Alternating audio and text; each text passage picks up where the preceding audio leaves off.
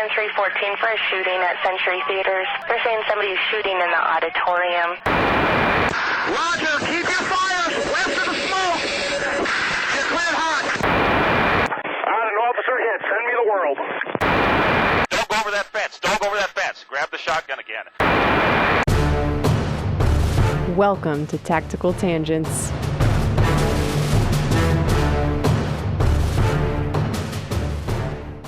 Welcome back to Tactical Tangents. This is Mike. This episode is brought to you by Palm Industries. I have maintained for a long time that pepper spray is a way underused tool in law enforcement, and I get it. When you have to arrest someone, you do not want to have to get that stuff on you.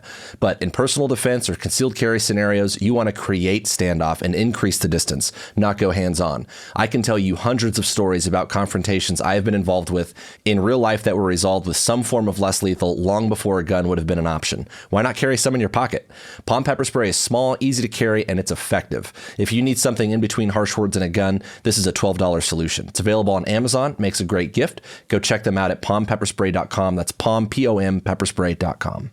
And this is Jim. This episode is also brought to you by ManusX. We've talked a lot about the tactical fantasy on this podcast, and one of the quickest ways to break your tactical fantasies and actually improve your performance is by getting real feedback. One of the ways you can do that is with ManusX. You're not going to get better at shooting on your own. You need practice, data, and coaching. And you need to make the most of your ammo with good live and dry fire training. Manus is a family of training devices that tracks you while you train. It times and tracks everything you do in a drill and coaches you as you go. It is indispensable to taking your shooting to the next level. Go find them on manusx.com. So, Jim, I was on this call recently, and it kind of was more or less a run-of-the-mill domestic violence kind of call. But it was a serious one. The ex-boyfriend came into the girlfriend's home and he had a gun and she bailed out of there. This was like a duplex. So like a house that's split into two, basically 2 units, in case you're not familiar. The military loves duplexes, by the way. If you look around like base housing around the world, man, we love duplexes. So that's actually a funny, interesting little point, because one of our like worst neighborhoods in town, in where I work, is mostly duplexes, and it used to be base housing in like the 50s for the Air Force Base here. Mm-hmm. And now it's not. Now it's all just, private real estate. But that's weird. I would think the asbestos would keep everyone calm. Yeah. So duplex, a house divided into two separate units, right? Dude comes over, the ex comes over, has a gun. Girlfriend or ex-girlfriend bails out, goes to her next door neighbor's apartment, the other half of the duplex, and calls the cops, right? So dude, at the point that this call happens, he's suicidal. He's saying, I want you back and blah, blah, blah. You're the love of my life. And I'm going to shoot it out with the cops, like in crisis, etc. You could assume there's probably some substances involved there as well. So we're putting all the pieces in place, and I go over there. I'm working a regular patrol shift for my K-9 assignment, and I go over there to help out. And while I'm on my way there, there's the field supervisor is assuming incident command from the officers that were there initially.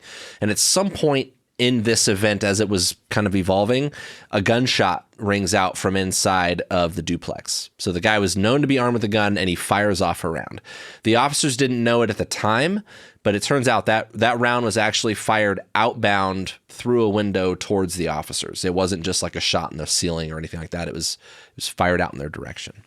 So not celebratory fire, not just some other duplex shooting rounds for fun, and not just like an angry just get this one out, like it was.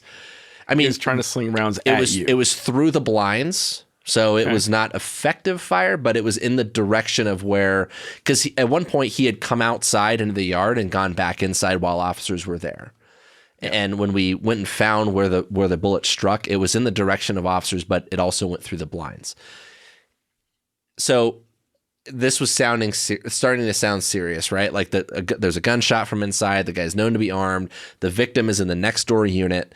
And while we're on our way there, one of the things that I hear a supervisor tell one of the officers on containment, there's like a group of them that are holding the back of the house to see if he runs out the back.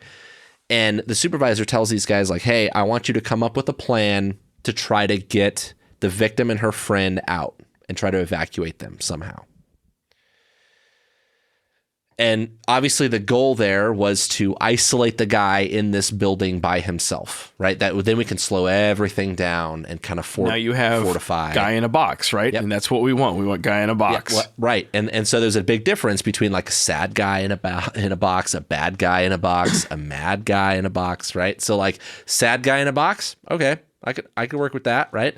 But like sad guy in a box with another person, right? That's like a way bigger problem. So I'm going to slow your roll real quick. For the listeners who are not SWAT dudes, there was a lot in what Mike just said that I want to kind of parse out real quick. We talk a lot about risk management on this show. Think about how a SWAT team does business, a little bit like how a surgeon does business, right? You don't want to be in a fair fight with an appendix. You don't want to be in a fair fight with a dude with a gun, right? So you're trying to set the conditions so that you are in an unfair fight, right? Yes. One is get the collateral concerns, get the civilians and the victims away from bad guy. So now you've just got that one issue to deal with, right? Think of it sort of like a surgery. So now we have, we shaved all the hair off. We've got all the blue paper stuff that we put around. So we're just looking at just the kneecap right now, right? Really trying to stick with your analogy here, Jim. Yeah, we're gonna wash our hands real carefully so we don't, trim your fingernails. Is that? I mean, yeah. Wait. Yeah, we're gonna set the scene. We're gonna prepare the environment to sort this out, right? And that's part of the risk mitigation that goes into good law enforcement stuff and good military stuff and good medical stuff. Okay. Yeah. Center traffic. You want to control the things that you can control. And that's going to be a theme that we talk about as this episode goes on. But grab the variables that you can affect or control or influence favorably, right? Control the things that you can, because what he's going to do next, we don't have any control over. So we have to accept that, right? So this has a good resolution. At one point he comes out into the yard. He's talking at the fence line basically with some officers. We were putting a plan together to not let him get back into the house. But one of the officers was basically able to bear hug the dude over the fence and we ended it that way. It worked out, right? It was, and he had shown us that he didn't have weapons and stuff. It had a good ending otherwise. But after the call, we were debriefing this. And then separately, I was hanging out with one of my patrol sergeant buddies, a different sergeant that was in charge of this event. He had come from another area to help out. And he happened to be training a newly promoted supervisor. And so we're all kind of talking about it after the debrief. This is just kind of a casual conversation that we're having. And he's talking to the new sergeant. He's like, hey, so how'd you feel about this plan? How'd you feel about the thought of having some random patrol guy do this plan to evacuate these people out of a window or something through the backyard, having not seen that on your own? And so it prompted this conversation that we had. And there's a lot to think about in this, right? Because getting those people out of that equation is absolutely a priority. That's a huge win. If we can remove them from the equation, that changes the dynamic of this whole problem. But doing that might put us in a pretty precarious position, right? It might expose us to a lot of things. And if he does come out and see or detect that that's happening, that might force a situation that we can't necessarily win, right? Or even if we win it, it's still a bad outcome. You want to control the time and the place of the confrontation. Right. So there's a lot there's a lot of trade-offs in this, right? And so the question is, in this conversation, do we trust Officer Snuffy in the backyard, or not the backyard, but the house behind, right? Or whoever's in the back. Do we trust him and whoever's with him to handle that task by him or herself without going over there and taking control of that ourselves, right? Without having eyes on the problem. Now, there's another key thing here. I don't know exactly how many police officers are in America, but it's a lot, right? I believe the number is over 1 million, right? And you got to think of all of the police officers in America. You've got a pretty wide spread of education, training, proficiency, talent, physical ability. proficiency, good guy versus bad guy spectrum. Do you think there's some a-holes among those million officers? Sure. Yeah. Some of them are probably saints. Some of them are probably sinners. A lot of them are somewhere in between. Like, there's a lot. Yeah. So when we say Officer Snuffy, we're talking about like Anyone. any given sworn police officer or deputy sheriff or dog catcher, whatever, in the country. And man, there's a lot of them. Right. So you got 2 or 3 cops behind this property, and do you trust them to come up with a plan all by themselves, like grown-ass adults, like to pull this very important, very precarious, right? Like maybe dangerous. I don't know, because I haven't seen it, right? Like I haven't seen what it looks like back there, right? Like maybe we could do it no problem, but maybe not. So do you trust them to do that all by themselves? Do we trust the lowest, the quote unquote lowest common denominator to execute that task? Or do we need to take control of that ourselves and apply our own experience and expertise into that problem, inject that into the problem, right? And if you're Officer Snuffy, are you comfortable making that call? Yeah. Or do you need to like phone a friend, call an adult? Yeah. I need a grown up, or do you need to do that? Well, and again, like young officer stuff, it might be like, oh yeah, I got this. And like a guy like me might be like, hey, hang on, bud. No, you don't. Like, yeah. So this is tough because there are absolutely problems out there that more experienced people should handle, right? That's why we have people with experience. That's why we have specialized units. That's why we have supervisors in the first place and senior officers and training officers and all of that. So there are times it's absolutely appropriate to pull that off. But what we're going after here is that in a perfect world, an incident commander should be able to decide on a task. Hey, we want to evacuate those people, and assign that to a subordinate or a group of subordinates or another unit, and leave the execution to them, right? At the lowest possible level. Like, I need you to come up with a plan to evacuate those people and do it. And that's it, right? In a perfect world, that's how that would go. And a key role of leadership, especially frontline supervisors, is to facilitate and train people to be able to handle that, right? I need you to get to the back for containment. No problem.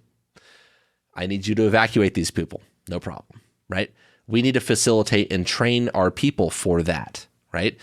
And that means going to a situation like this, we have to see past today, right? Past this situation, this call. I have to be able to see the big picture and be like, all right, I'm trying to build this guy up, and I need to teach him how to be able to look at these problems and understand that someday some sergeant, former SWAT guy, or some specialized unit guy might not be there standing next to them to save the day, and I want to prepare them to be able to handle some of these things on their own. And that can be tough. In situations like this, because this was a high stakes scenario, right? This was like, this got that gunfire, that gunshot rang out, and they're like, all right, this just got weird, right? Like, and so that's one of those that it would be easy to be like, all right, I'm taking over. But we have to be able to see those also as opportunities, right? Like, hey man, I'm trusting you on this. This is a big deal. I need you to find a safe way to get those people out. Can you do that or not? Yes or no, right? So understanding that like the chief isn't going to be on the side of the road with every officer at 2:00 in the morning for every traffic stop. The first officers on scene of something like this need to be capable of acting on their own initiative. And if we don't build this into our day-to-day operations, if we don't train this and mentor this, we are conditioning people to stop and wait for other people to make decisions for us. And that indecision, that inaction that we are conditioning them to do is going to put lives at risk on our worst day. So everyone in the tactical world has heard the saying, like, you don't rise to the level of your expectations, you fall to the level of your training, right? And that's true whether we're talking about winning a fist fight or we're handling a mass shooter event or mass violence event. And this is the kind of thing we have to get right. And we have to create both the culture and the structure and the training to get right. Now, we can't prevent every mass murder atrocity. Can't do it. Wish we could. Hope we can someday. We ain't there. If only. Okay. Yeah. But we can sure as hell make sure we bring our A game if that attack strikes in our territory. Right? On my watch, I can make sure we get it right. And you have however many days between today and that event to get there. And that's what we're talking about here. Okay? Think about in those big events, think about what really differentiated what we consider successes and failures in these big events. Think about the San Bernardino Regional Center shooting. We did an interview with the team on that. Worth listening to. What went right, what went wrong. The Route 91 Mandalay Bay, Las Vegas attack. What went right, what went wrong. And then contrast that with some of the incidents that maybe didn't go as well, right? Uvalde, Columbine. What was the difference? Yeah. Parkland. The difference, and everyone listening probably already knows, the difference was time. And people know that. You hear about it in the news, like, seconds count. We know that. Okay? Yeah, we know that active killer and active attack response is a factor of time. With every passing second, bang, bang, bang. Those are bodies hitting the floor. And in an attack that's already underway, it's already happening, our ability to intervene and save lives is tied directly to the clock. But it's important to understand time is more than rushing, right? It's more than the speed that you're driving to get to the scene. It's more than, rushing to the point where you're garbling your own communications. Have you ever had that guy on the radio who's like, oh my God, things are happening, right? We call that assed up. Yeah. A lieutenant under mental pressure. We call that in the military a lump. Okay. Where you got to be like, slow down, use your words. And, sometimes you got to do that. Right. And if you're rushing to the point where you're crashing your car or you're literally tripping on entry, that is all rushing to failure. And so we know that there's a time value on our action. And we know that slow is smooth and smooth is weird or whatever the saying is. But we also know that slow at some point is just freaking slow. So it's not about slowing everything down necessarily, knowing when to slow down, when to speed up. But in the context of this discussion, we want to think about how we move information, how we move directions. We need to move information efficiently so that everybody has a clear mental image of what's going on. We need to make decisions at the right levels so we're not waiting for permission. And we need to make things happen to the attacker more quickly than he can make things happen to us. And that's easy to say, and it's really hard to do. So, when Mike and I interviewed the responders at the Regional Center and Route 91 and the Fairchild Air Force Base Hospital attack, we saw a very clear pattern. We saw officers, fielded forces, who didn't wait around to be told what to do. Officers who knew when to speed up and when to slow down. Officers who could rapidly and effectively sort signals from noise. That made the difference. That made all the difference. Okay? And this goes beyond the mass murder critical incidents. Mike and I started noticing this pattern kind of all over the place in seeing officers try to navigate department pursuit policies. Do I have permission to chase? And think about like all of the things they're trying to do to justify doing a chase or not doing a chase. And we also noticed more and more hearing in recordings, supervisors having to tell their dudes over the radio to like do first aid. Yeah, If I stupid have shit to they tell shouldn't you have to to do be first told. aid, yeah, like we have failed. Okay.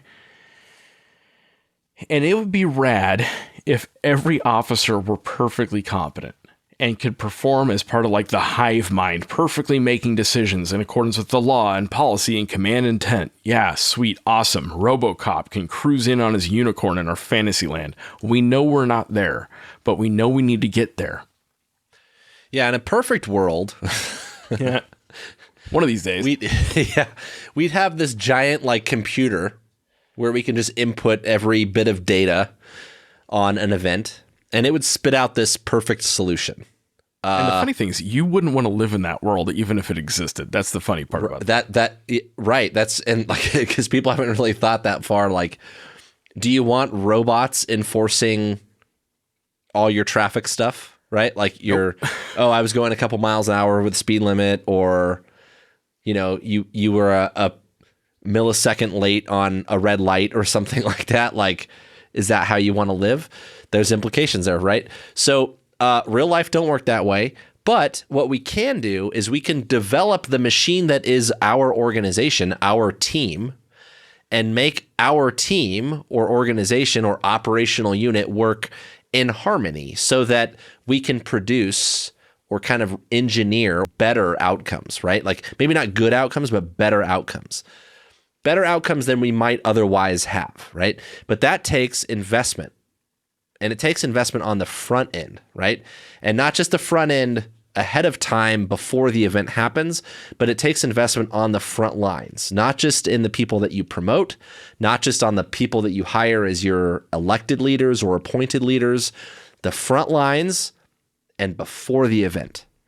That's where we have to invest, where we first interact with reality in our environment. The first 911 calls, the first responders, and I don't use that term, you know, like lightly, right? The actual first people that are going to show up. Literal first people. Yep. Yeah, where the rubber actually meets the road. That's where it matters.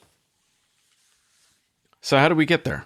How do we raise the common denominator without getting stuck only ever working on the lowest common denominator, which we've seen also in training all over the place, especially in a resource-constrained environment, right? Times are tough all over. We're always short on people. You never get the pool of applicants you want. You never have enough time to teach them all the things. You don't have the money to do a lot of the high-end training. Welcome to 2023. Yeah, you don't get to pull people off of their shifts to go do training all the time. So are you just hosed? I guess we just throw up our hands. We've identified the problem. We've admired the problem. Man, this is a problem. Yeah. We throw our hands up and maybe we sit around and wait for someone else to fix it for us, right? Someone else to show up to make the decisions. But I know from flying, you don't just get to throw up your hands, right? At some point, someone's got to fly the gosh darn plane. Yeah. So what do we do? Yeah. So what we need to do is recognize and apply a couple of principles in our day-to-day operations that help us get to this desired end state that we're talking about. We need to remember that not every incident is the big one, right? Sometimes we have some medium ones. And every once in a while, we have ones that are kind of like my t-shirt. They're like schmedium. You know, they're like, they're somewhere. They're not real big, but they're like big enough. And we need to see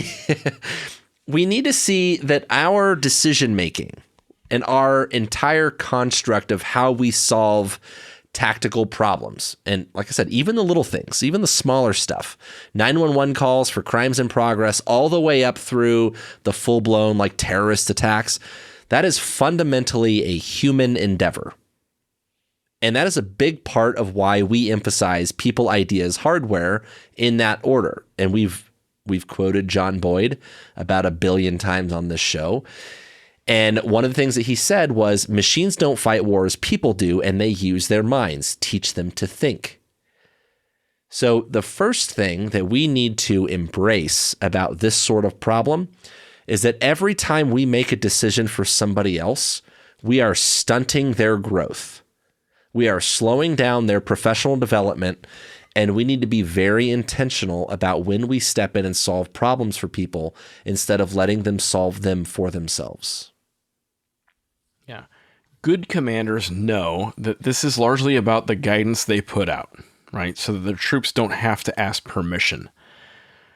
I've seen bosses that try to put out some sort of rule or policy on every possible thing. That doesn't work. I have also seen bosses who say, well, just do what I would do in whatever situation you're in, and I'll have your back. That also doesn't work. And it sure as hell doesn't work in a world of lawsuits and calls to prosecute officers, right? And speaking of getting in trouble, and I've seen this a lot in my military experience, it doesn't take much, it turns out, to paralyze fielded commanders, on-scene commanders. If they think everything they do is going to get them schwacked or second-guessed, they just kind of freeze up, right? And you can't have that. You need people who will be decisive and make the call they need to, right? So the culture of discipline that you create may feel good, like, hey, you've got everyone in line. But if you got everyone so in line that they're scared of you, if it turns your operators into people who are terrified you're going to second guess them to the point where they just like, well, screw it, I'm just going to wait for him to tell me what to do because whatever I do is going to be wrong. You have killed tactical initiative. And I've seen it. I've seen it literally kill people overseas. So let's not do that. And I think it's important to clarify what we mean when we say tactical initiative. What we're talking about is the ability to take positive control over the event and start steering the event, right? The conditions and the outcome of that event instead of letting it control us, right? Take control of the things that we can control and start making it react to us instead of us react to it. That is what we mean when we say initiative. We want initiative. And like Jim described, if you have this disciplined, structured culture where everyone you think is on the same page and they're going to do exactly what I say every time, no matter what you've created is a system that's so rigid and inflexible that it doesn't have any ability to adapt when things get weird, right? You're slowing it down. You're slowing it down to the point that it cannot deal with something that you haven't otherwise already decided and prepared for. So there's a catch here, right? We don't want to get in trouble. We don't want bad outcomes, but we also don't want to go solve every problem and make every decision for our people. And this is another key lesson in all of this as it relates to leadership. Culturally, we need to understand and accept a degree of acceptable risk. We have to give our people a little bit of leeway to make errors. And this is like hard, right? Like this is hard to do because it means, well, what if that error ends up being a big one? We can't predict every outcome, right? What if someone gets hurt or killed over it? Well, you need to understand that if you don't let them get the reps and the practice on the little things, the schmediums, then you're never going to make them ready for the big one, right?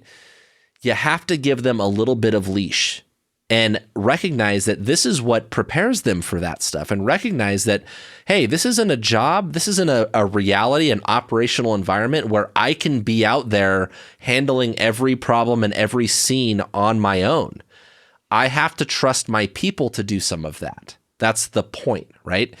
And if you think that all you're going to do, or if your people think that if you give them a little bit of leash, all you're going to do is strangle them with it, you're distracting them. And there's a lot of good research about this when it comes to law enforcement as it pertains to people who are not afraid of getting shot or killed or hurt in the line of duty. They're afraid of getting in trouble and losing their pension and getting fired and losing their benefits and not being able to take care of their families because of administrative problems, right? That's like a big pressure, like a big source of stress for people in public safety, especially in law enforcement. And the leaders of our organizations understandably don't want to get themselves in trouble. First of all, they have jobs that they want to protect. They have bosses and people they answer to. That might be, from an election, or they're appointed by somebody, mayor and council, whatever. but also their job is to protect the organization at large, right? The public trust is a big deal.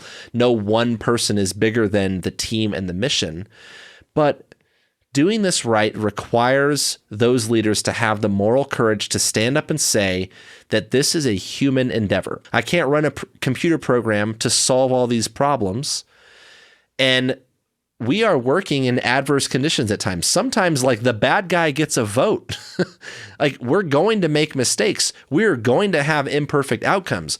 And we are trying to build a system to, if we can't prevent those bad outcomes, at least mitigate those, right? But such a system is a product of our people. And that's the thing that we have to embrace, is that we have to invest in our people and trust them to perform in complex, time-sensitive situations with conflicting information and competing priorities. That's a big deal. That's a big ask, right? But that's the reality that we live in.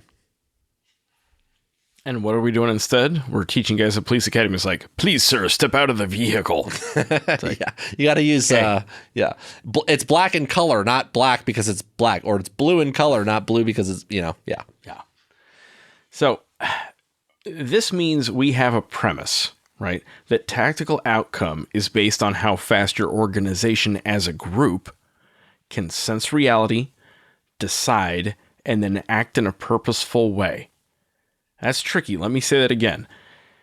Our premise here is that the tactical outcome, whether you get a good outcome or bad outcome, whether you get sued and prosecuted or save the day, is based on how fast your organization, your fielded group, as a group can sense reality, decide, and then act in a purposeful way. Now, we mentioned John Boyd already. Most of you are probably familiar with the term OODA loop, the Observe, Orient, Decide, Act Cycle, OODA loop. As you can imagine, we're huge on that. It's a big part of our show and our shtick. But when it comes to law enforcement, we almost always see it applied to like traffic stops and red man suit drills, and almost never on leadership. How you lead and structure your command and control, which is funny because if you pay close attention to John Boyd, that was his jam, was command and control, right? It isn't enough that you, the lieutenant, or you, the SWAT team commander, know what to do. You need to make sure Officer Snuffy and really make sure FTO Salty know what you want them to do. Feeling attacked so here. So that they aren't... What's that? Feeling attacked here. FTO Salty over here. Yeah, that's right. Well, salt and pepper hair. So what's up, girl? They aren't. But the point is, you need to make sure they know what you want them to do, so they're not asking when instead they should be doing, right? And ideally, doing in ways that get you strategic advantage, get you tactical advantage, regain initiative, and are in harmony with what all of the other elements that are out there in the fight are doing. You need independent thinkers who know when to follow the script and when to deviate. That's tough, but we got to get there. And Jim used the term harmony. I know I used that earlier as well, too. And that was the thing that John Boyd was big on is... Yeah, I learned that in Glee. Yeah, obviously. But really, it's one of those things where it's like a big part of teamwork isn't about one guy being the strongest person and carrying all the weight. It's also like different efforts are all working towards the same objective, right? We might be doing different things, but it's to the same end. And as it relates to the other side of this, the key part of this human element that we're saying when we say like, oh, we need to make sure Officer Snuffy knows and FTO Salty knows and the sergeants and the lieutenants and all of that. And it goes back to like making sure you've got the right people in those positions. And a big part of this human element that we talk about, the selection and training side of it, is you need people who are capable of maintaining a little bit of consistency between opposing idea chains. You need to understand that there are trade-offs in everything that we do in life and in combat or whatever. There are always trade-offs. There's advantages to going slow and there's disadvantages to going fast. You need to understand the trade-offs. And in a tactical situation where there's a time and a place for everyone to like meet up and have a perfect plan and move in together in this organized kind of fashion, that's fine. But there's also a time and a place to be hasty and decisive and be like, fuck it, I'm going to go, right? I'm going by myself. Or me, you, and that guy, let's go. You know, you need to search for and assess and train people who can tell the difference, who can deal with those opposing idea chains. And that's a really big deal. And part of the thing that comes with that is a culture that can self-regulate. And this is kind of like the hard part, right? Because like those opposing idea chains are always going to be in competition with each other at times. I remember when I was in field training back in the day, one of my field training officers, and I love this lesson, by the way, and I repeated it to my rookies when I train people. One of my field trainers always told me, I don't ever want to hear you ask the supervisor if you should go code 3 to a call. And code 3 is like lights and sirens, right? Like, you should never be asking. If you think you need to go, if you think that that's appropriate, just transmit that, broadcast like, hey, I'm responding code 3, and then do it. It's the supervisor's job to supervise. They'll monitor that. And there are times where, like, if they're listening and they're like, oh, he wants to go code 3 to that, like, they'll look at it and be like, that seems reasonable, right? Like, good enough. If they need you to not, then they'll say so. But most of the time, if you feel that there's some reason that you should go lights and sirens to a call, you're probably thinking about something for the right reason, right? And that was huge. And to this day, 15 years later, I still hear cops on the radio go, hey, Sarge, do you want me to go code 3 to this? And here's the thing. What makes it even worse, sergeants will still answer yes or no. That's the bigger problem. That's the leadership problem, right? What we need to understand about that sort of thing. Hey, Sarge, do you want me to go code 3 to this? Yeah or no? We are encouraging and reinforcing the sort of behavior that we would literally scold in an active killer event. Don't be that guy. Like, maybe you've got a policy about it. A supervisor has to approve it or whatever. Well, maybe you need to revisit that policy. If I can't be trusted when to use my lights and my sirens on my car responsibly, then how can I be trusted to single-handedly run into a school and close with and kill an active shooter? A culture of micromanaging people breeds a group of individuals who need to be micromanaged, and that has serious implications. So we have a saying in my community that culture eats procedures lunch. Right. You can write all the rules in the world, but if there's just the way you do business as a group, that will always beat policy. Right. Mike and I used to teach a summer camp for high school kids who want to do military stuff. And they were so institutionalized by just high school that they always asked me if they needed to go to the bathroom or if they were allowed to go to the bathroom. And yeah, I remember this. And I'm like, no, this is a survival school. We're teaching you how to like make good decisions on your own. And so, being typical snarky me, I was like, I don't know, figure it out. You're an adult. And figure it out. It was, yeah, you're an adult, figure it out. And it was the first time in their lives that these 17-year-olds had ever been left to make a decision about whether they could piss. That's crazy to me. You want to talk about like the next generation, these silly millennials or these Gen Zers or the Gen Xers or whatever, like, think about that generationally we have taught kids to ask permission to do all the things. And very often, what do you have in very young officers? 19-year-olds, 20-year-olds, 22 maybe. Like, some of this, like, you have to breed this culture of common sense and good judgment. I don't know, figure it out. And when they ask you a question, to the extent you can let them figure it out on their own, you kind of need to. Now, that doesn't mean be a dick about it, like I am, but like, but kind of help open their eyes to the fact, like, hey, this is your call. Yeah. And let them make the call. And there are trade-offs. And hey, yeah. You tell me, what's your plan? In flying, one of our rules in my community is you never say, "What do you want me to do, boss?" Ever. You have to say, "Hey, boss, here's my situation. Here's my plan. What do you think?" Yes. Cool. Off we go. Or here's 3 options. This is the one I want to do. Okay, cool. Off we go. Right? Yeah, that was... So a couple things on all of that, like the culture eats policy or procedure for lunch is a big deal because you might have policies or rules that no one actually follows. And they're on the books, but we don't really do it. So like consider those things. Why do you have it? Fix it. Yeah. Yeah. And I've also been in like legitimate like classes or debriefs at like conferences or anything like that where like the breaks come and go or they come and go, but I might be sitting in someone's class and I really got to pee, but I don't want to miss this part. And like, I literally have to figure it out. Like, is this a good time to go or not? Like I got to piss really, like, dude, it's about like, I had that coffee, like my coffee's done its work. I got to poop. I have this, this happens to me in flying.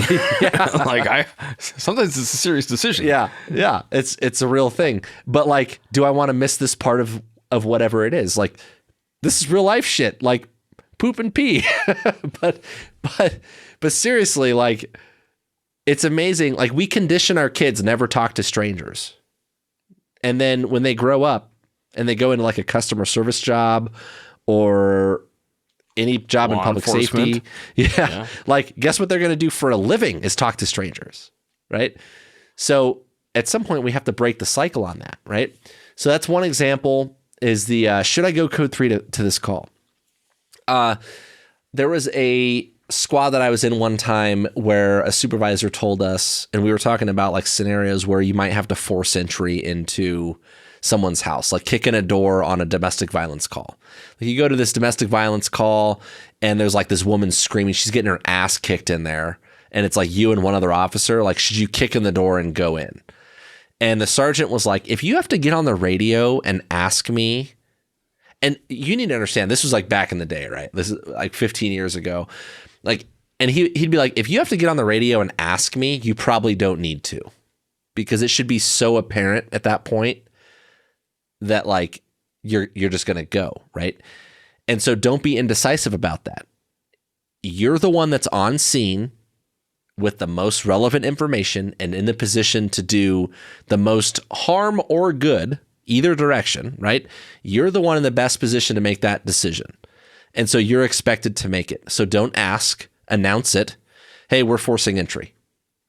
And it also reminds me of a supervisor that I knew. In fact, the intro of our show, when you hear like our little hodgepodge of audio that we put together, there's a guy that says like, I've got an officer hit, send me the world.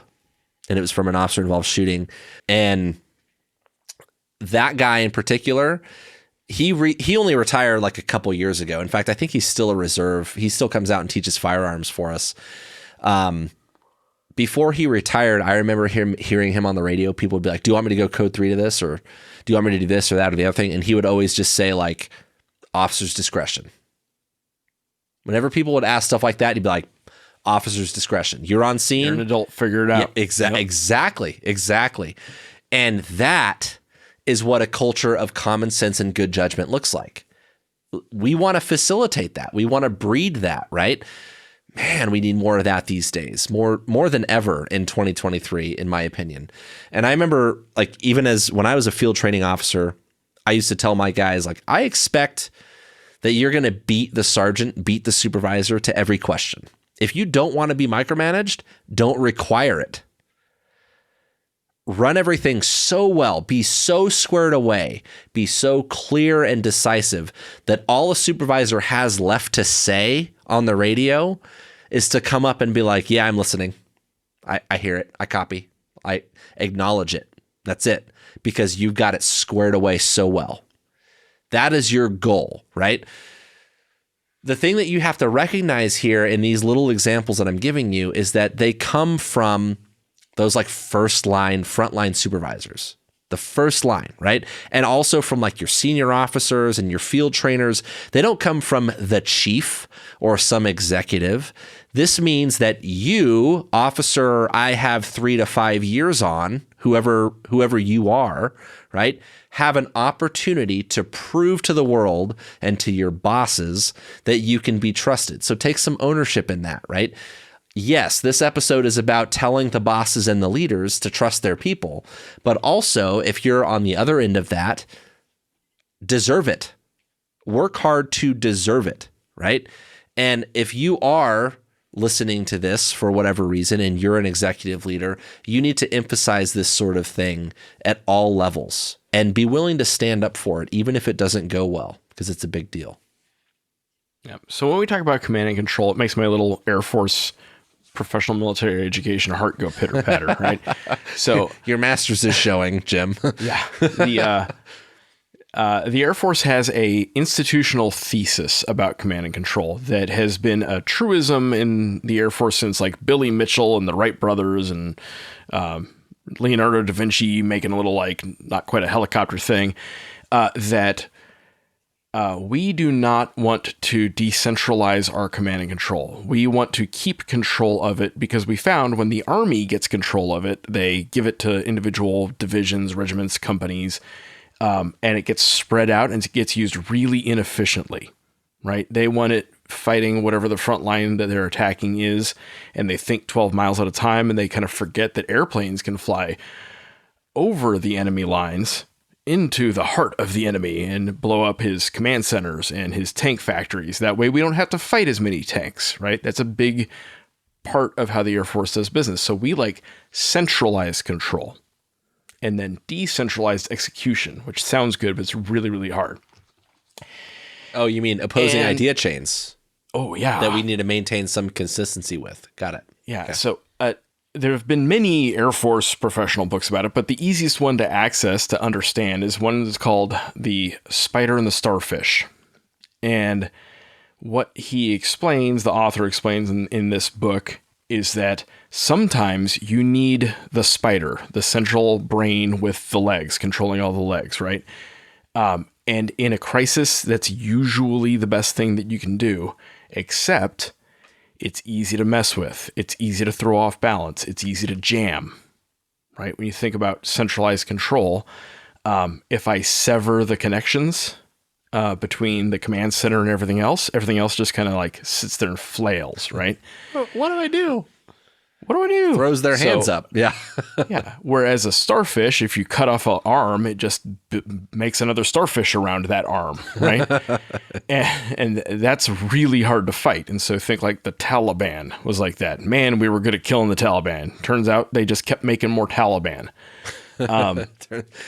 Shitheads be shitheads, turns out. All around the world. Like, think about the war on drugs. We take down a cartel. Man, 6 cartels pop up in their place. It's weird, right? We'd like to, once again, congratulate drugs on winning the war on drugs.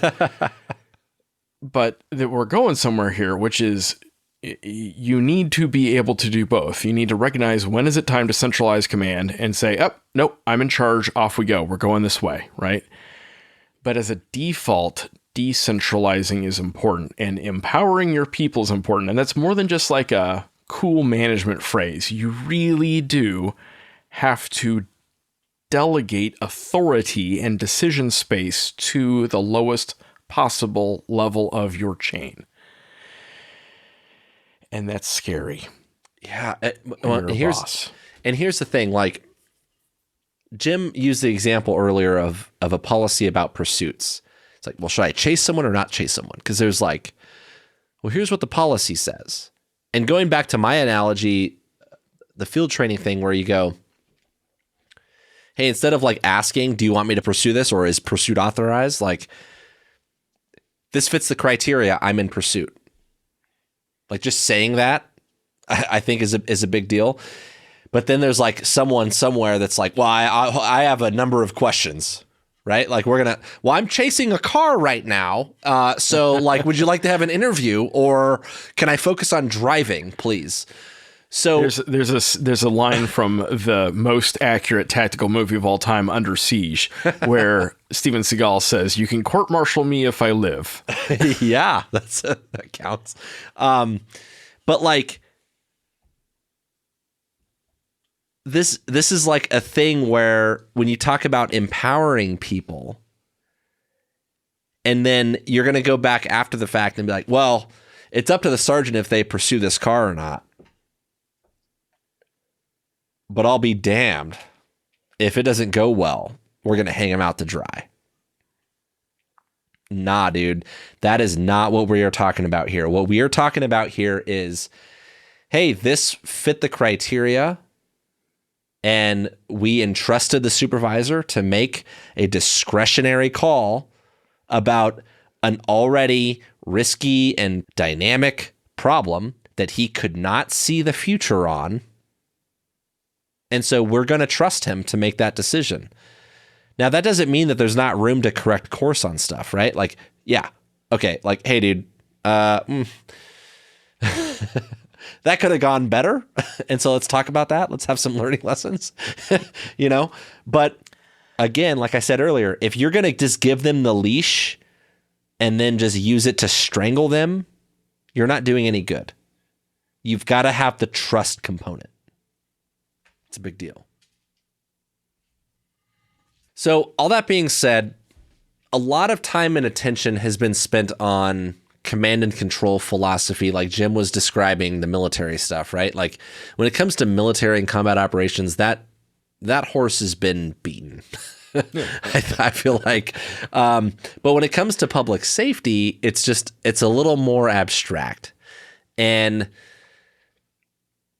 it's just something to consider. Like the starfish and the spider analogy that Jim talked about. Consider like how screwed up things get if 911 stops working, or if it just gets overwhelmed, right? Or radios go down. Our radios are basically small computers at this point, and when they go down, it's a problem. And even things like not even they go down, but just people they won't shut the fuck up, right? Like they're talking so much that we can't get a word out. It's jamming. Yeah. Like we saw some really good examples of this decentralized command philosophy in things like the Las Vegas Mandalay Bay shooting. We did an interview on that, a whole episode. If you haven't seen it, go check it out. There's actually video on that one on YouTube, but go check it out in audio form wherever you're listening is fine. The radios got so bogged down with people talking that a couple SWAT snipers took it on their own initiative to self-deploy and be like, all right, we can't talk, but we're going to go fucking find this dude. And they started working their way to the roof to try to find the shooter and kill him. And again, when that same event, Las Vegas, Mandalay Bay, when almost everyone in that 911 system wanted to run to the epicenter where the attack was occurring, there was one level-headed field supervisor. There might have been more. I'm sorry. I haven't interviewed everyone involved, but we know we interviewed at least one level-headed field supervisor, field sergeant, Ashton Pack, and he took it on himself to be like, okay, hold on a second. Let's hold this group of troops in reserve for the secondary attack, right? In case either a secondary attack happens where we're all congregating, or there's another attack in another location, but we're all across town, right? In a decentralized command structure, we are counting on individual officers or operators or units to recognize that situation for what it is and to sort of self-deploy or self-police or self-regulate themselves on some level.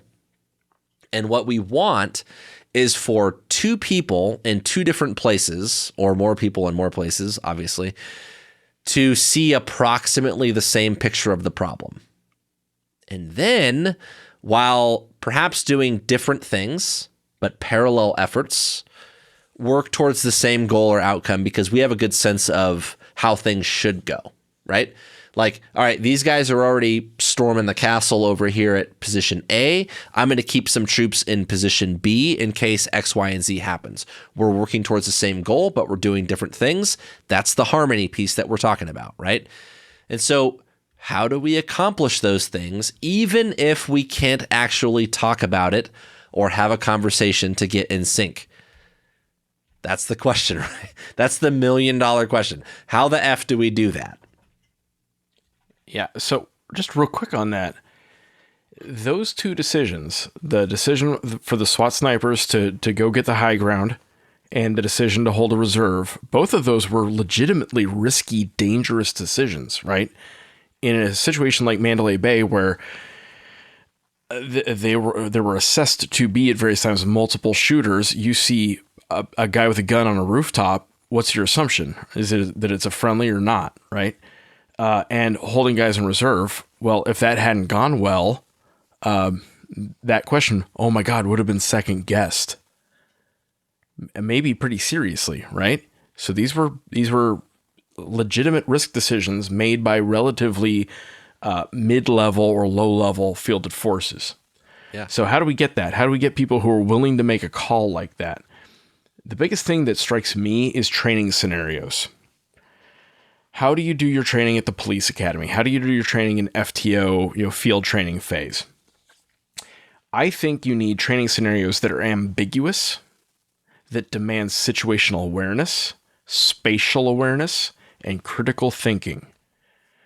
So we're not just doing part task trainers. We're not just going through the first, by the number steps of drawing the gun. Yes, you have to do that also, but at some point you got to get into scenarios, right? Force on force, that kind of thing. The next thing you have to do is fight for exercises. And that's hard, right? It takes taking people off of the line to go work a pretend scenario. But those pretend scenarios are sometimes where you find the friction points. You can do tabletop exercises where you sit around a table and you talk through a problem set. Okay, active shooter at the high school.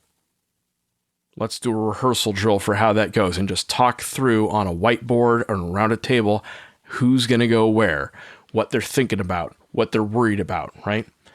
You can have command team exercises or command post exercises where, for example, the leadership of your agency goes and talks to the leadership of the neighboring agencies. You all get together in a room and you say, this is what we're worried about with this scenario.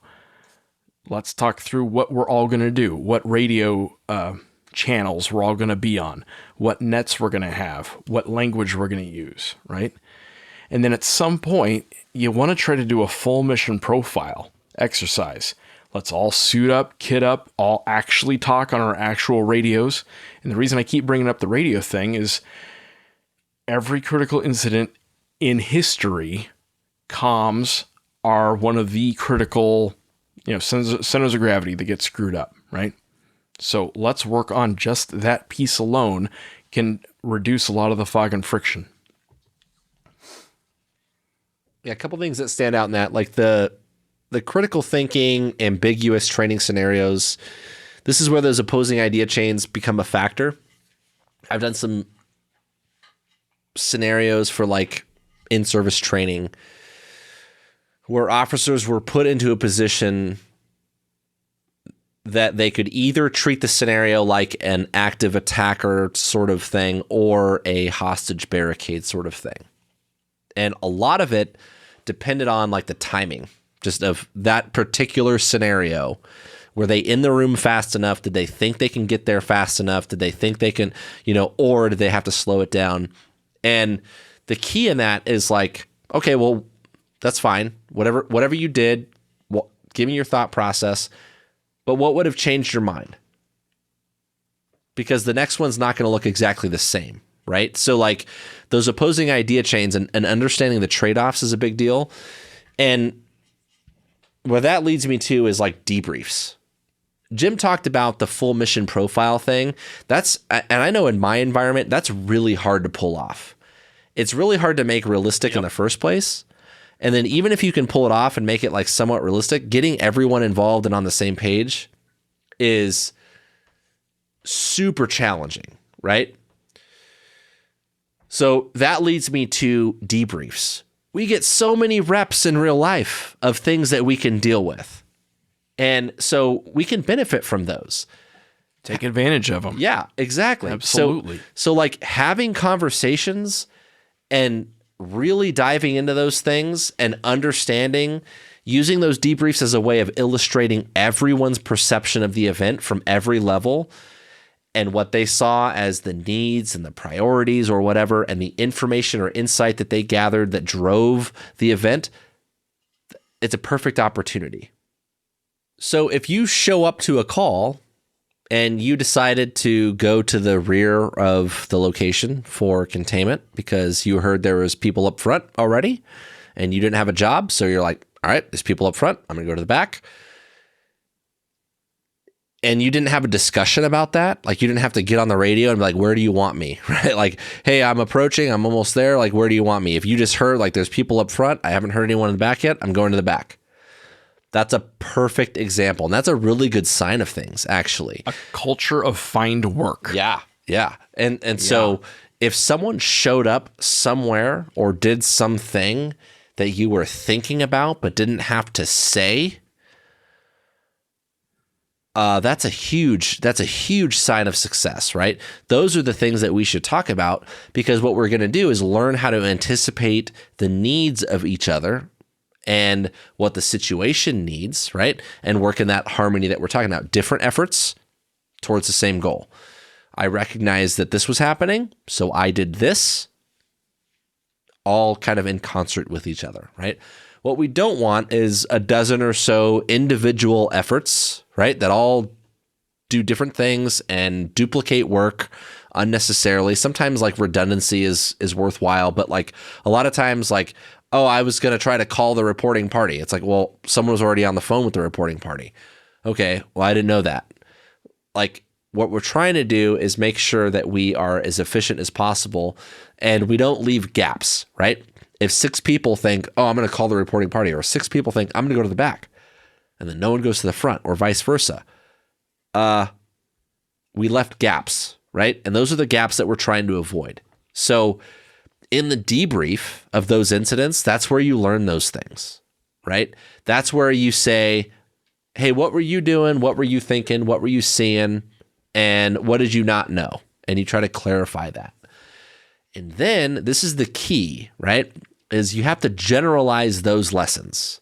You go to the debrief after the event, you talk about it. Oh, I didn't realize you meant this, or I didn't realize someone was already doing that. This is what I was thinking. This is what I knew. This is what I saw. Take those lessons, generalize them so that we can apply them to the next event well. And this is why we say at the end of the day, we need the reps. You need experience is all about repetition, right? You need the experience, and we need them in the configuration that we're actually going to perform those things in. And this is where Jim talked about the full mission profile. Whatever your operational level kind of system is set up for, whether it's a SWAT team or patrol cops or a fire department, whatever it is, you have to try to kind of examine that from the level that you're really going to be working. The more that we have these conversations, the more we'll understand where we're going to fall short and where we find those points of friction. We have enough fog and friction in the real world, in our operational environment, that we don't need to add to it by misunderstanding each other or duplicating those efforts. Those are the friction points that we're trying to reduce in the debrief. So another thing that is worth time and attention and money is quality of communications. We already talked about that a little bit. Mike mentioned that modern radios are effectively computers. You want and need good comms. That's worth the time. It's worth the effort. It's worth the money. The radios themselves, the radio network, how they connect to each other, but also how we communicate matters. What information do you pass through a computer terminal? What do you type out versus what do you say over voice? What do you not say over the radios? Yeah. There's a good thing for the debrief. Yeah. Do you use 10 codes? What's your tone of voice? What cognitive priming are you setting everyone up for? Are you using so much jargon and robotic language that you're just gumming up the radios? Are you so afraid of using leading language that you make things harder than they need to be? For example, trying to think how to word this. How do you say it in your language? Airborne surveillance assets often are very, very hesitant to identify a weapon for good reason. Sometimes it's hard to tell through a infrared camera what exactly you're seeing. Maybe it's a rolled up prayer rug, maybe it's a shovel, maybe it's a RPG. And so you don't know, right? So if you don't know, you say, well, he's got an object in his hands, right? Because you're trying not to prime it one way or the other.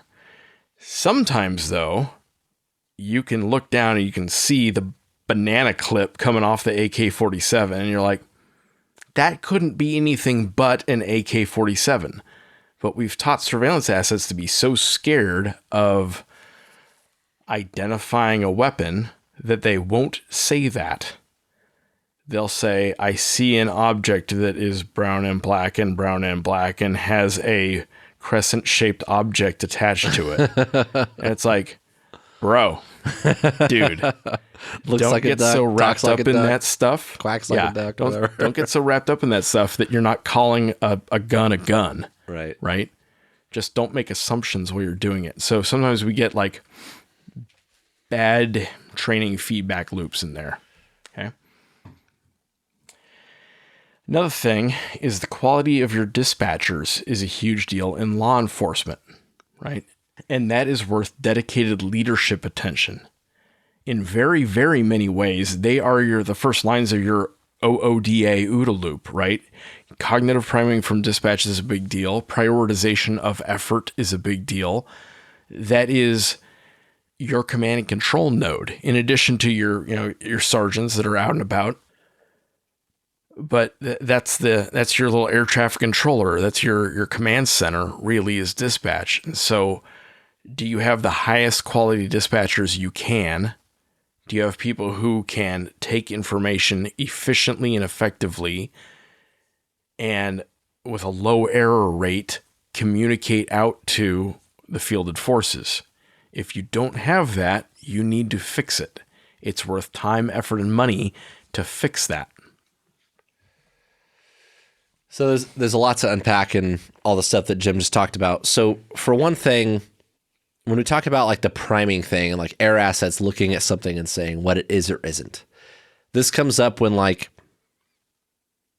I have a airplane or helicopter or a drone look into an area that I'm about to walk into and clear.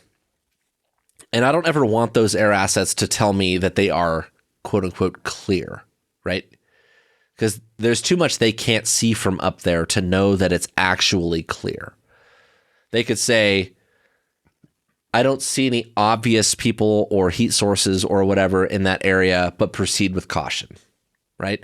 Whenever I get a chance to talk to dispatchers, I don't ever want a dispatcher to tell me there are no weapons. Because there's no way that they know that, right?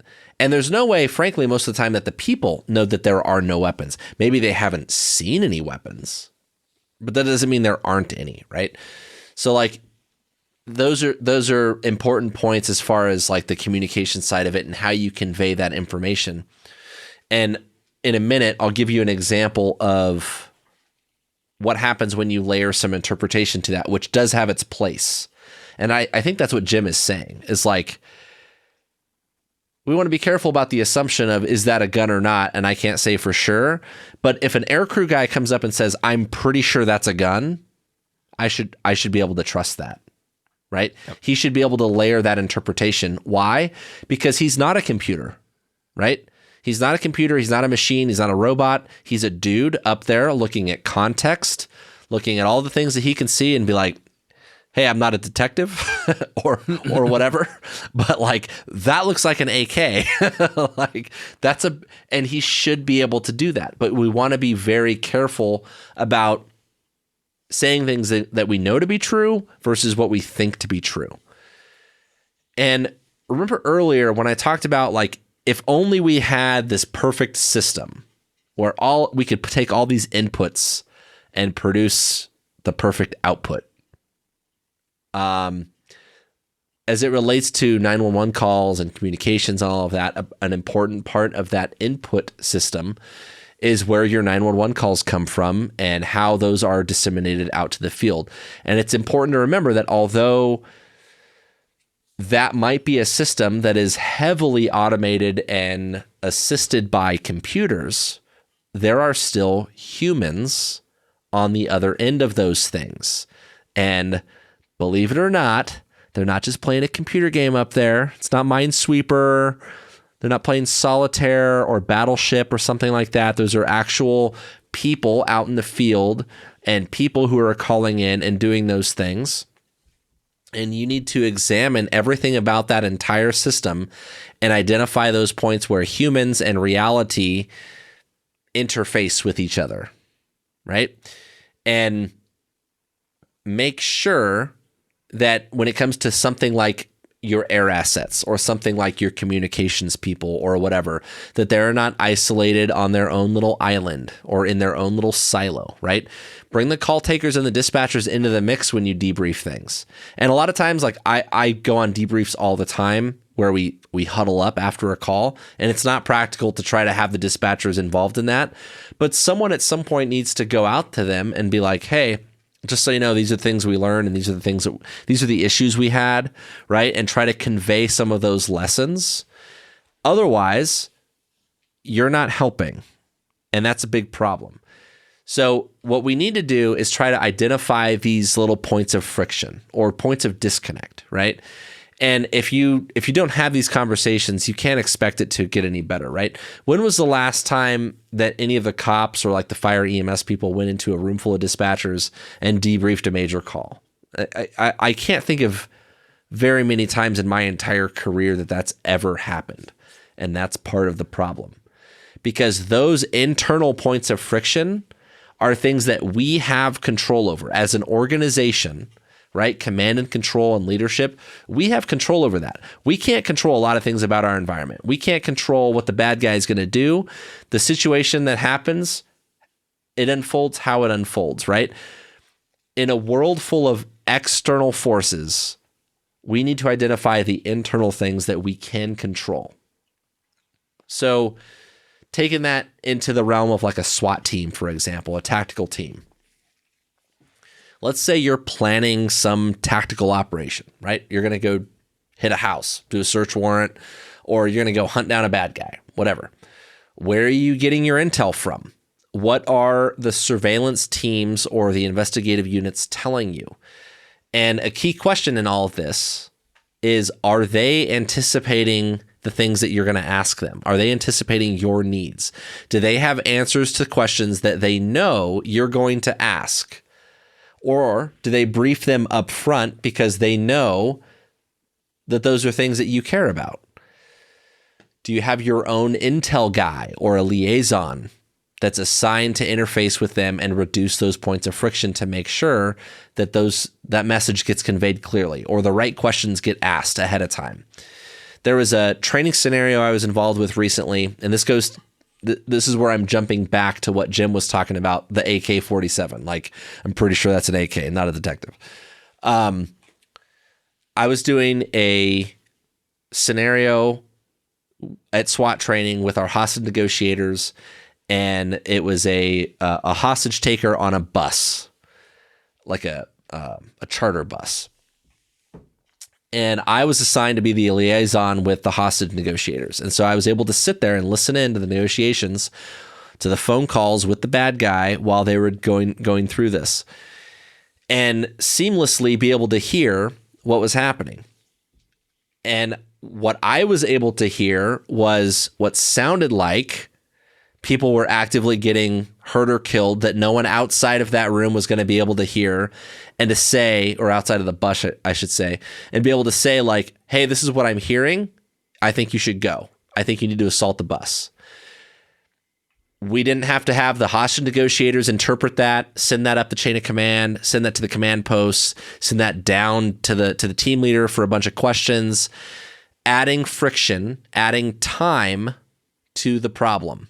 And that's the key, is adding time to it, right? they put me there so that I can be the liaison, hear what I could hear, and be like, hey, this is what's happening. I recommend that you go right now. Command and control in this sense, and your ability to effectively manage the types of problems that we face, means looking at the whole system, your system of people, the people involved, and being able to look for those opportunities to reduce friction. So speaking of system in command and control, consider your computer interface. It sounds nerdy, but this is a big deal, right? Both like the data terminal in the police car and the display that your dispatch center has. In the military, we might call this a common operating picture or your Blue Force tracker, right? Tech doesn't fix all your problems for sure, but man, it can help.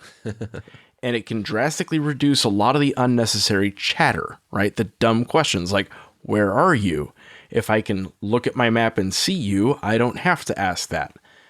And when we're trying to boost signal, the information that matters, and cut noise, all the information that doesn't matter, that is the hotness when it comes to command and control. And that actually leads into a really good point about decision-making, not only as individuals or as commanders, but also as a team. And that's orientation. We talk about observe, orient, decide, act. The orientation piece is what steers that entire process, right? Your orientation drives all of your decisions, but it doesn't just affect what choices you make. It's also about where you look for information and what questions you ask and what theories you come up with. And when I'm going to a run-of-the-mill 911 call, I'm getting information from a bunch of sources, right? There's the call information on my computer, right? The computer in my car. I can read all of that. There's questions that I might ask the call taker to ask the person that's on the phone. I might be able to pull up an overhead map, like a Google image of the location that I'm going to. And then as I start to get there, I'm looking at the environment that I can see, and I interact with that environment. Like, well, is it dark? Is it well lit? Are there people around, right? And those all affect what I do. And then when I start to talk to people, the statements of those people, the assessment of those statements and like their credibility, when other officers go to help and they start talking to people, like what do they say? We share notes with each other. I might run names through databases to get criminal history or look for patterns of behavior with people. I might examine physical evidence at the scene. All of these things drive my decision making, right? I'm looking at all kinds of different places. And my question to you is, do you and your peers and your bosses, do you guys all look in more or less the same places? And a step further than that is, do you all generally form the same picture? Right? Like, that's the key, is do you see the same picture that your peers see or that your bosses see? Do you make similar choices that your peers or your bosses see? And that's a big deal. Our goal as a team or an organization is that our efforts line up with each other and that we're not creating more friction. And that's where we see our decisions start to slow down or our judgment gets clouded, right? We want the guys and the gals on the front lines to make decisions that fit the intent and the vision of the leaders and the bosses, and ultimately the goal of the public at large, right? When we're talking about public trust and all of that, we want the frontline people to make decisions that line up with the goal or the intent of the organization. So as a leader, your value proposition to the organization is often how clear you can make that guidance and intent. And there's art and a science to that, but you're shooting for clarity. People shouldn't have to guess what you're going to say when you find out what they did. If they have to guess, you're screwing it up, okay? So top down, you have to make it really clear. What do you expect from your officers? And how do you want them to think about key decisions? How do you want your officers to think about pursuit? That's a discussion. That's a conversation you can have at a 0 speed, 0 darkness, 0 bullets flying, 0 minivans crossing your path environment. You can have that conversation around a table, right? How do you want your officers to think about escalation? Yeah, there's a pyramid, and there's de-escalation is a general desire. Cool. How do you want them to think about it? How do you want them to think about calling for help? At what point do they need to get on the radio and ask for backup? Early or late? What about calling for a supervisor? How do you want them to think about that decision that they're making? What about wake-up criteria? At what point do we need to wake up the Bobs? At what point do we need to wake up the chief? At what point do we need to wake up the governor? Okay. What about calling out special teams? Can an individual officer out in the field say, hey, this is a SWAT team thing? Or is that decision reserved to the sergeant X. or the lieutenant or the SWAT team commander or the chief, right? How do you want your guys to think about major crises, major disasters? What do you think about active shooter events? What do you want them thinking about? What are their prime directives, right? Does that mean you have to have a rule for every possible thing? No. You have to have a conversation about a lot of those things. You have to do some of that leadership stuff. Oh, weird. Leadership. So about that. So let's say you have a pursuit policy and it's like, hey, this is the criteria for pursuit. But then you put this caveat in there. Like, you're allowed to chase violent fleeing felons unless doing so would put the public at risk and blah, blah, blah, blah, blah, blah, blah, blah, blah, right? And you have all these, like, you basically, as a leader, as an organization, as a boss, you give yourself an out. And I think it's important from a trust standpoint that you see this as, like, you're giving yourself an out that, like, okay, this is the criteria, but if you misuse the criteria, you can still get in trouble for it, right? Like, there comes a point where it either fits the criteria or it doesn't. And if you make it too gray, too ambiguous, too up for interpretation, then you're going to create a scenario where people are going to second guess themselves and second guess things. And so, like, that's on you to communicate that well. And I'm not saying that there can't be some, like, discretionary leeway there, but if you give them that discretion, you have to acknowledge that, like, well, there's room for error there, right? Like, there's room for interpretation and for perception. And you can't just use that as a vehicle to screw people, right? Like, you're giving them the discretion. That means you're accepting a level of risk. And if you don't want to accept that level of risk, then that should be reflected in your guidance, right? I think that's a really important point. Another example that, like, Jim talks about as it relates to what is the criteria for X, Y, and Z. There was a situation, I know I've brought this up before in the past, but I don't remember which episode it was in, but there was a call that came out on an Air Force base near us where it sounded like a possible active shooter. It ended up not being an active shooter by any stretch. False alarm. But there was a SWAT supervisor who happened to be working and self-initiated an on-duty SWAT call out. Hey, anyone working, go to this. And there was an incident debrief that occurred afterwards when all the SWAT guys showed up, and it ended up being nothing. And some commander at some level was like, by the way, who called SWAT?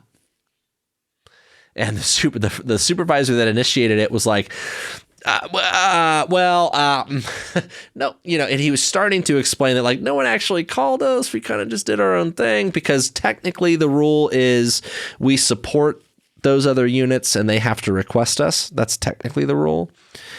And our SWAT commander at the time, the lieutenant at the time, basically before he could get the words out, the sergeant could get the words out, he stood up and was like, I told him to do it. And owned it for him. And was like, he was acting on my authority. And the idea in that is that, like, hey, like, I trusted my dude if he felt like he needed to initiate this call out, that it was for a good reason. And so if he ever does that, he's doing so with my trust and with my intent and with my vision in mind. And so he was acting on my authority. And I thought that was a really good example of decentralized command. So with that, our goal with this episode was to sort of summarize some ways that we can balance the need for leadership and supervision and oversight, which is important and does have its place. There are times and circumstances that we should step in and take over, with the ability to make time-sensitive decisions, and layering that through an understanding that there will not always be perfect outcomes to every problem that we face. There is no machine that we can dump a situation into that will spit out all of the right answers. And if a supervisor out in the field, and I'm using law enforcement as my example, because like I said, I think this horse has been beaten as far as military stuff goes. If a supervisor, and we still screw it up. Yeah. If a supervisor has to put his or her hands on every problem, then we are creating a system that is too slow and inflexible to be successful in the dynamic situations that we face, right? In situations that are tense, uncertain, and rapidly evolving. I stole that from a famous use of force case. And in situations where there's real risk, right, to ourselves and to others. So I think that's a really big deal. And so to just recap some of those points, we need to emphasize that technology, statistics, fancy new gadgets and gear, none of those things make decisions for us. People make decisions. And we value our bosses and the people in positions of trust who have a lot of experience. Those people need to remember that their job is to facilitate that experience for the people under their command or in their charge, right? Give them the experience they need to make good decisions.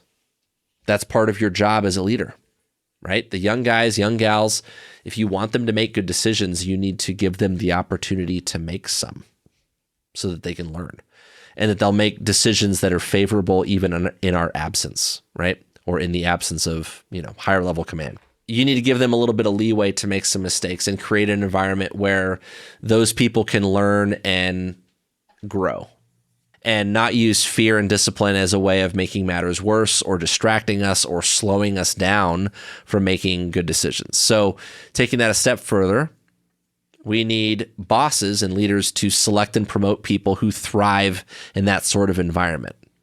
Perhaps people who are a little risk comfortable, people who are articulate and can explain themselves so that when we have the inevitable difficult conversations that we're going to have, they appreciate the nuance and the trade-offs and the opposing idea chains, right? They can handle that sort of thing.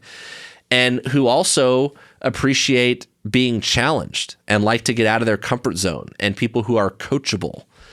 And we need to be thoughtful and intentional about our policies and procedures. If you're going to write a policy or make a rule, and we're going to push that stuff down to the lowest level, make sure that you understand that by doing that, you're giving a degree of trust.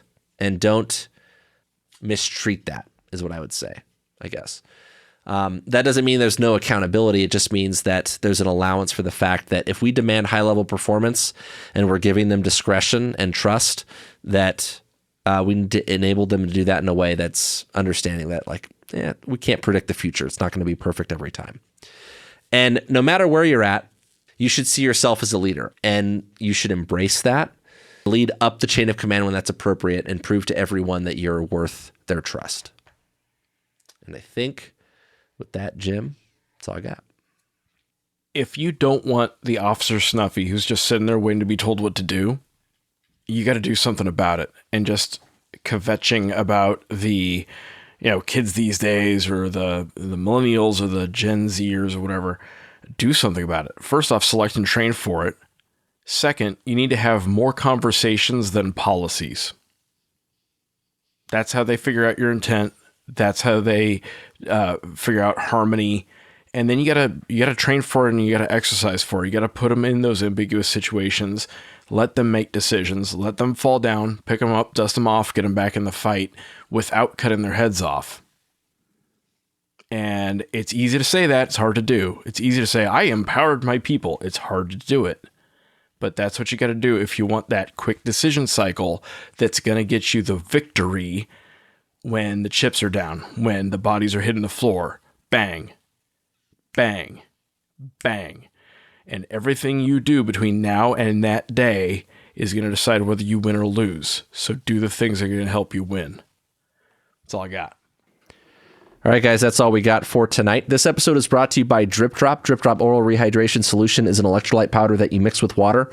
It was formulated by a doctor for quick absorption. I work in the desert, and it only takes a few hours in the heat, wearing body armor, carrying around a bunch of gear before I start feeling like crap and fall behind the curve in dehydration. Drip Drop keeps you in the fight so you can finish the mission and rehab for the next one.